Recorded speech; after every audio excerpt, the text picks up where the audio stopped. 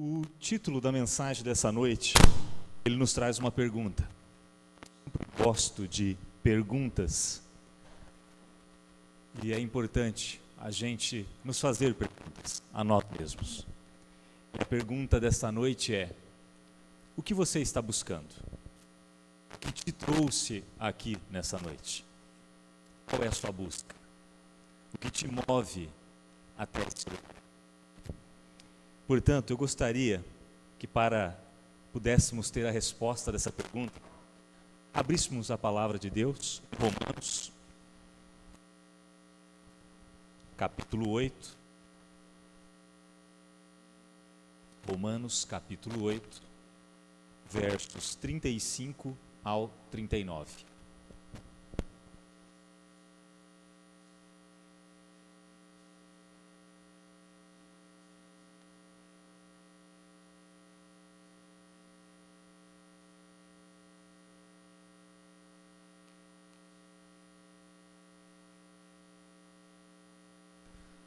Gostaria que aqueles que achassem, em reverência a essa palavra, nos colocássemos em pé para fazermos essa leitura.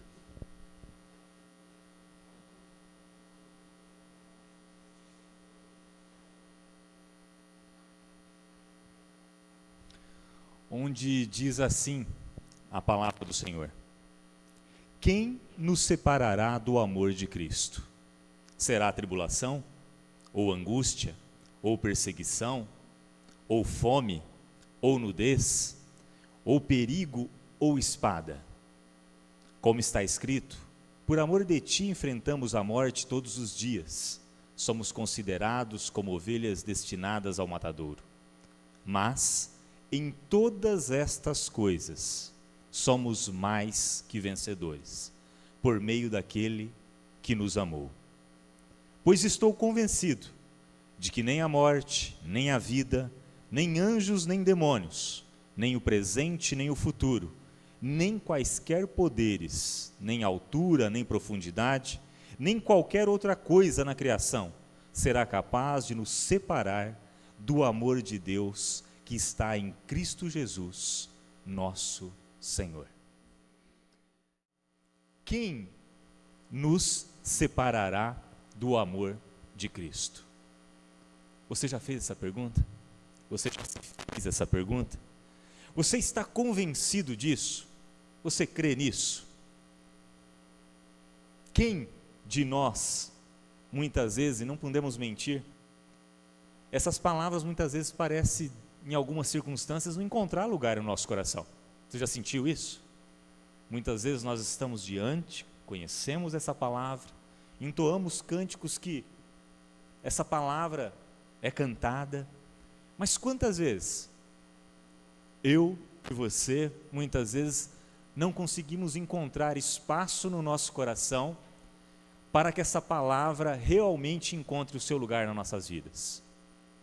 Quem nos separará do amor de Cristo?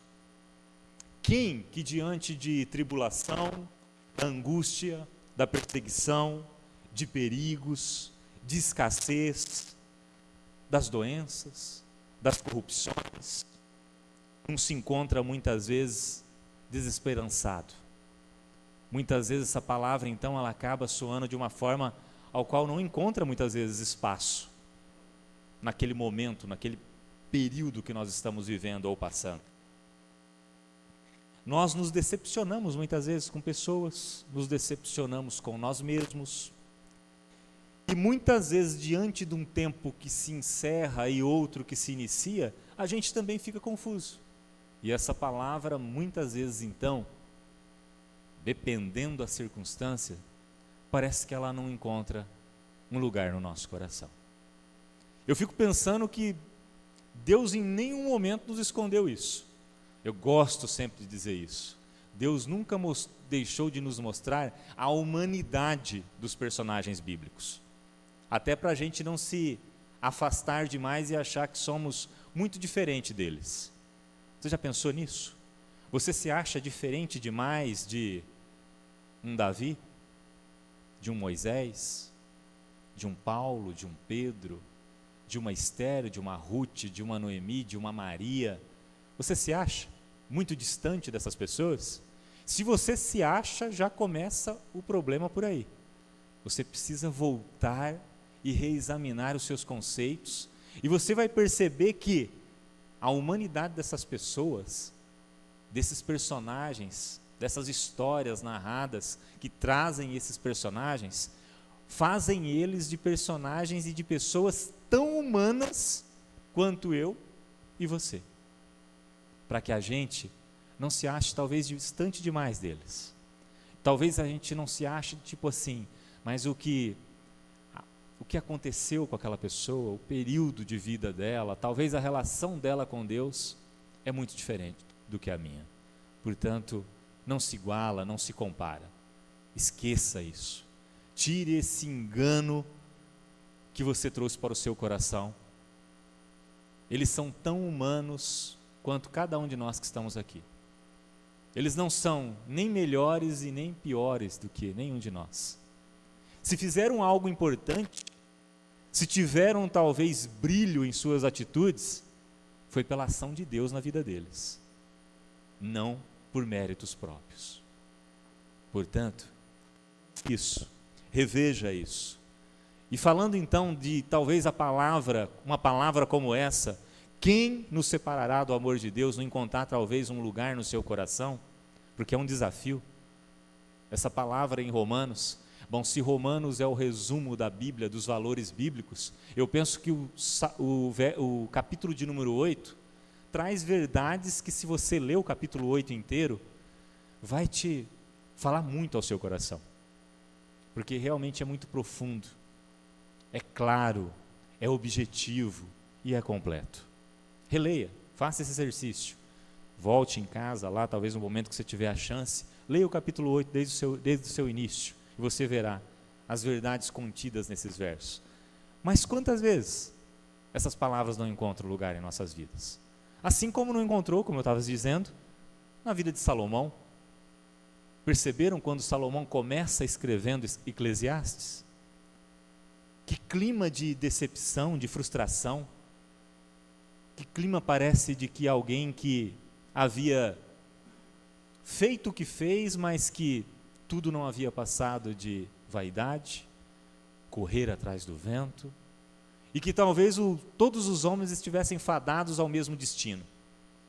E ele compara esse destino até talvez com o dos próprios animais. Que diferença tem? Que diferença pode haver diante da tamanha frustração e decepção? Creio que com ele mesmo, devido talvez ter desviado tanto daquilo que era a vontade de Deus para a vida dele, mas eu e você, quantas vezes eu e você não temos desviado daquilo que é o cerne da vontade de Deus para nossas vidas?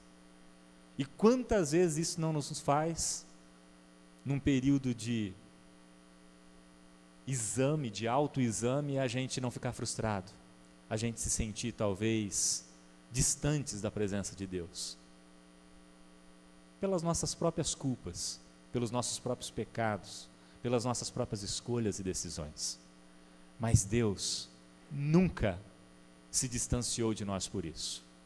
Deus nunca abriu mão de terminar a relação com nenhum daqueles ao qual ele se aproximou por essas questões. E também então não foi assim com Salomão.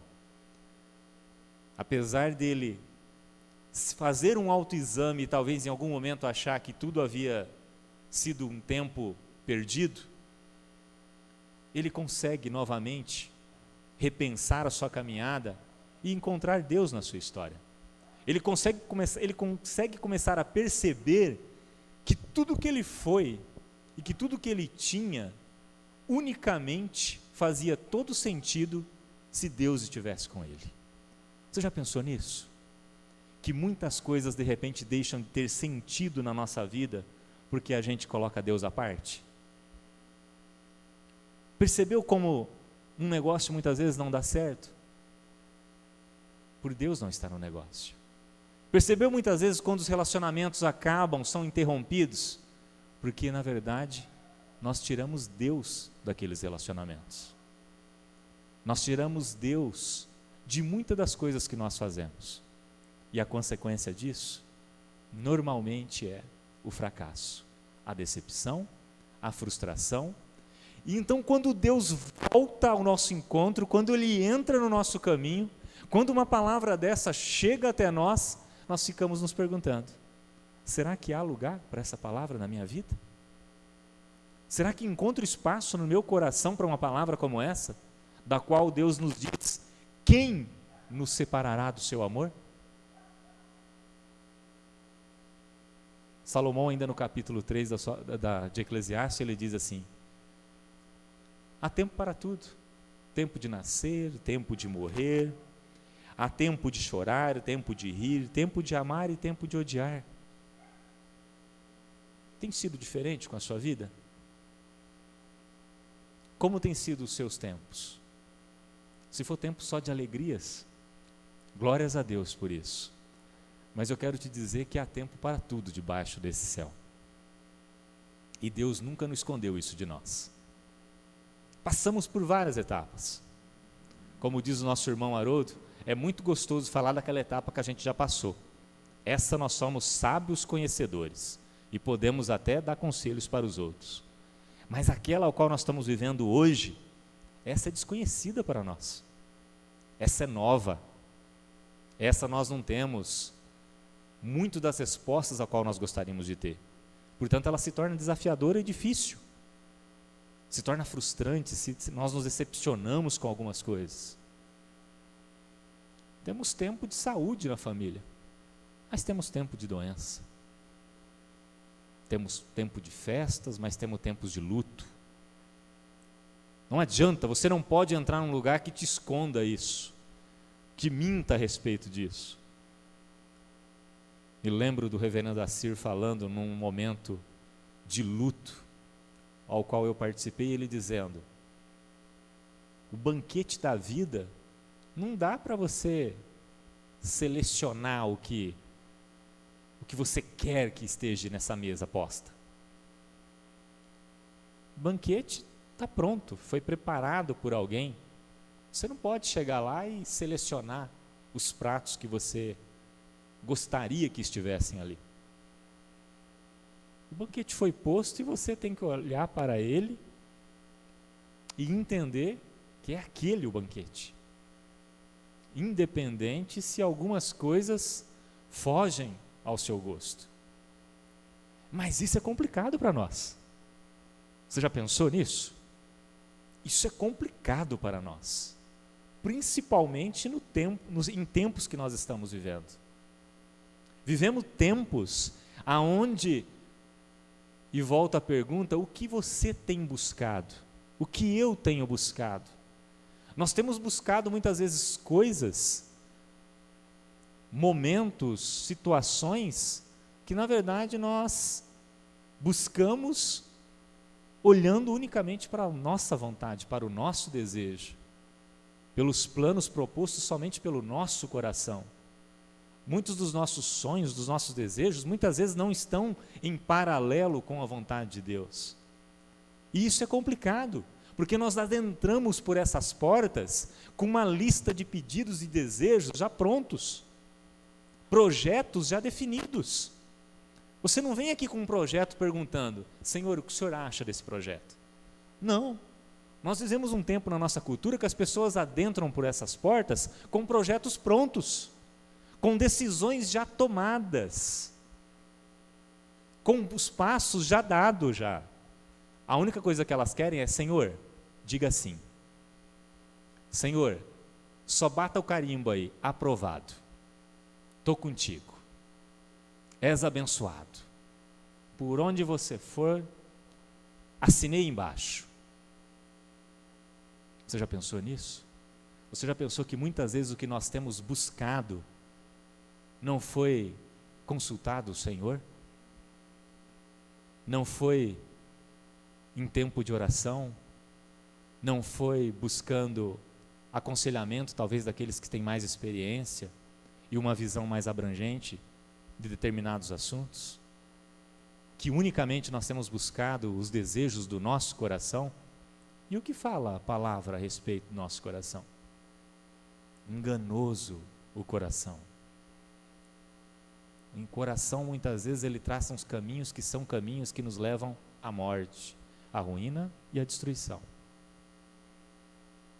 Mas nós insistimos em fazermos os nossos projetos, não consultamos ao Senhor e adentramos, estamos buscando somente a aprovação, o sim de Deus. E quando Ele diz não, nos frustramos.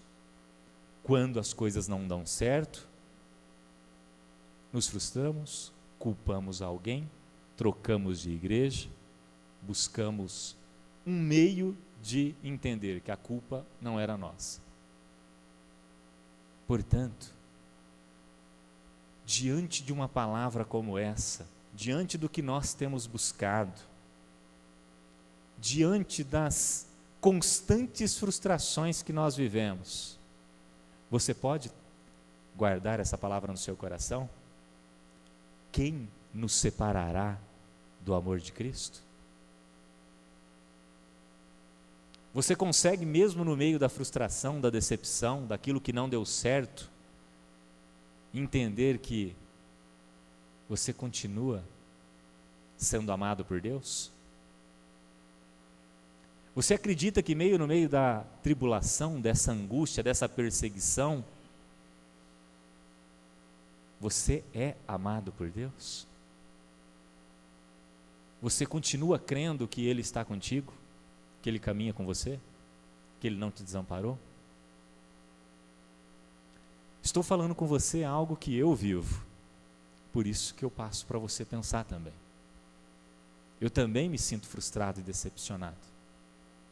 Mas como é maravilhoso nós termos essa percepção viva, real e verdadeira em nossas vidas, que Deus não nos abandona, que Deus não se esquece de nós, que ainda que a gente não consiga ter dimensão do que Ele nos fala e da sua presença, ainda assim Ele vem ao nosso encontro.